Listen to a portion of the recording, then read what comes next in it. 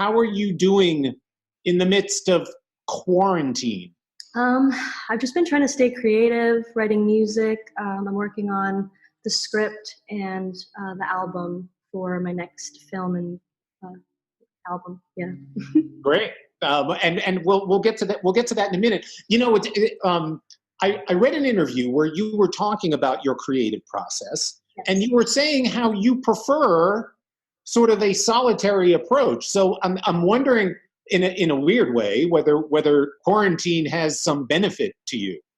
Yeah, I mean, I think all artists who are introverted like myself, find peace and comfort in being alone and isolated and being able to create in your own space and whatnot. So it's been really good. I've been, learning production. I'm not really a producer of any kind, but I'm working on it and working on just I guess spending more time working on my craft and the different things that make me feel creatively fulfilled.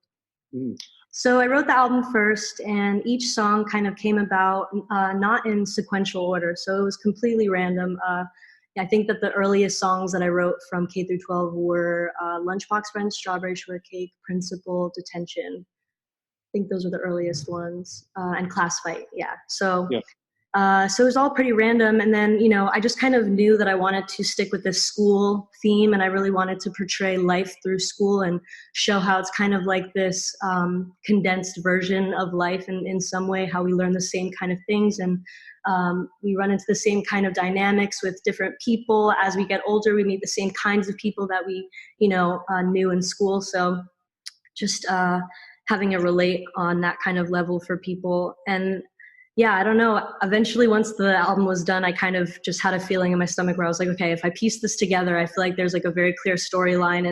And once I pieced it together, I was like, all right, this is very clear. And I just decided to try and write a film, which was my first time ever doing it. So it was definitely a huge undertaking. Well, I think since I was 14-ish and I started playing guitar and writing music, I knew from that moment that I was like, all right, I think it's pretty much my, it feels like it's my purpose in life or my path in life to talk about uncomfortable subjects that isn't really talked about in pop music.